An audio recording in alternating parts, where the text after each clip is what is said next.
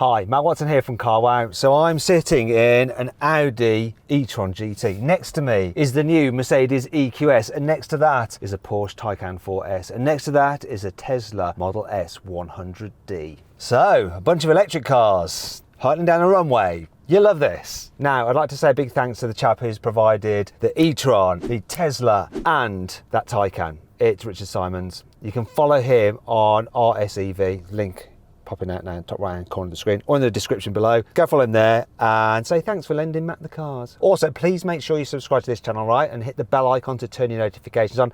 That way you won't miss a single upload. So let me tell you about this Audi e-tron GT. It has two electric motors. Combined, they put out 523 horsepower and 640 newton meters of torque. There's a 2-speed gearbox, all-wheel drive, and the car weighs in at 2,276 kilos. It starts from £81,000. Next is the Mercedes EQS. So this is the entry-level 1 electric motor version. It's rear-wheel drive, and it puts out 329 horsepower and 568 newton meters of torque. It's just got a single-speed gearbox, and it's quite heavy because it's got a massive battery, the biggest battery ever fitted to any electric production car, at 108 kilowatt hours. As a result, the car weighs in at 2,480 kilos, and it'll start from around £100,000.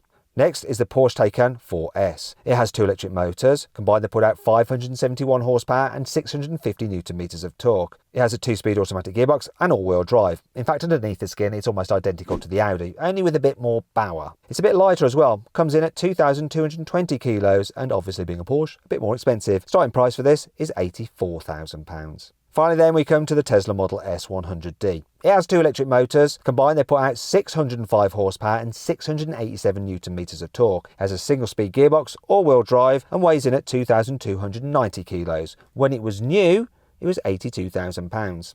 Oh, before we go, let's just do the stats on all the cars. What you need to do now is pause the video, and you can see all the different stats.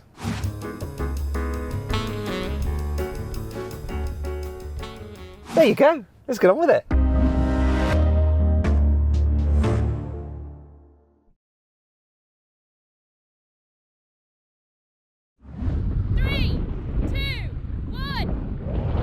Well, the Taycan's off.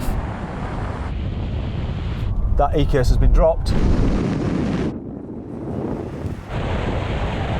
Can I beat the Tesla? Yes!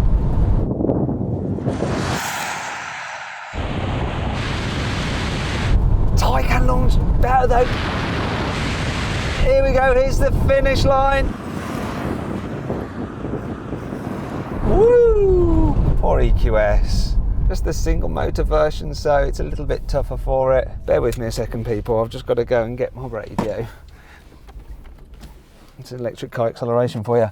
Hey EQS, nice to see you. How was that for you? Well, it might not have been that quick, but it was so quiet you wouldn't believe. Yeah, you still got dropped, but I guess you have only got one motor, whereas we've all got two. Porsche, you won. Yeah, launch control, clean start, loads of grip, off-road's gone. And Tesla, I beat you in this e-tron. For a non-performance Tesla, still happy with the result. He's just saying, he's not really happy. So then what exactly happened? Well, the Porsche won, completing the standing quarter mile in 11.8 seconds. Next was the Audi with 12 seconds, then the Tesla with a time of 12.4 seconds, and finally the Mercedes came last. It did the standing quarter mile in 14.3 seconds, but it did it in the utmost luxury. Okay, now we're going to have a rolling race from 30 miles an hour. I'm going to count it in, and then we're just going to floor the accelerators, see what happens. Here we go. 3, 2, 1, go.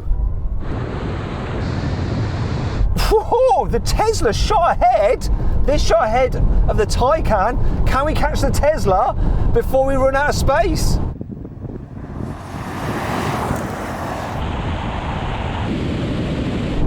Oh, the Taycan's coming fast.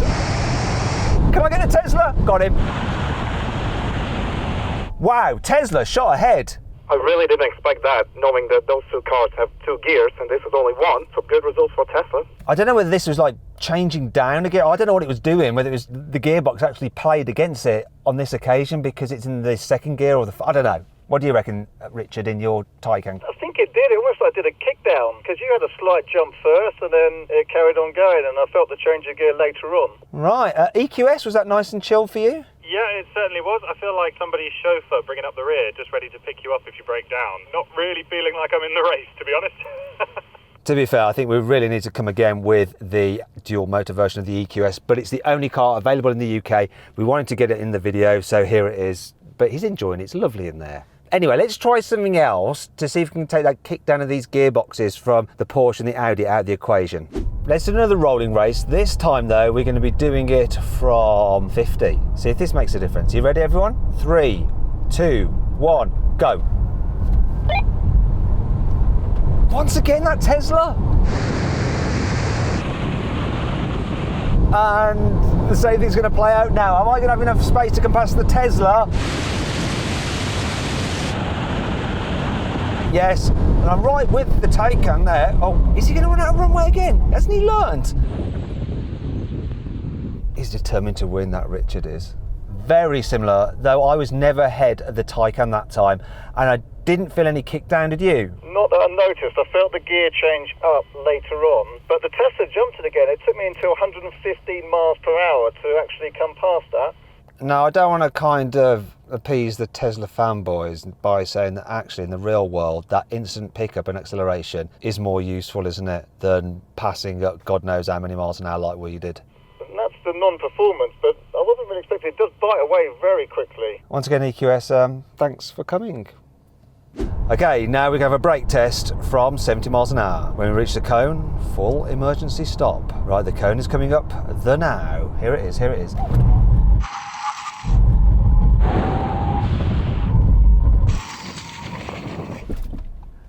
Well, Richard, I beat you. So much for your high-performance brakes. What happened? It must be down to the driver and poor reactions. It felt like a bit hard. The ABS was doing its thing, but you're behind me. And you're not really that much far ahead of the big, heavy EQS. No, I was surprised. He was pretty much there next to me the whole time, and I think only at the very end I finished quicker, so it wasn't much in it during most of the braking zone. Now, that EQS is just so huge, I can't really see where the Tesla is. What happened, Tesla? Where are you? Yeah, I did come last. It just kept sliding and couldn't get grip at all. This e-tron, I didn't feel any ABS. It just dug in and stopped. Really impressed with the stopping on this. I'm also quite impressed with that EQS because it is so heavy, yet it didn't really get humiliated by these other two cars, which I'd say are lighter, but they're still quite heavy, aren't they? Anyway, I hope you all enjoyed the video. If you did, please give it a like. As ever, please make sure you subscribe to this channel and hit the bell icon to turn your notifications on. That way you won't miss a single upload. I've also put a link to Richard's channel in the description below. I really would appreciate it if you went to his channel and just follow him there and then comment on some of his videos saying, we're sent here from Carwow, thanks for lending us the cars, because it will just give him the encouragement to make sure he brings more for us to drag race. Thanks for watching.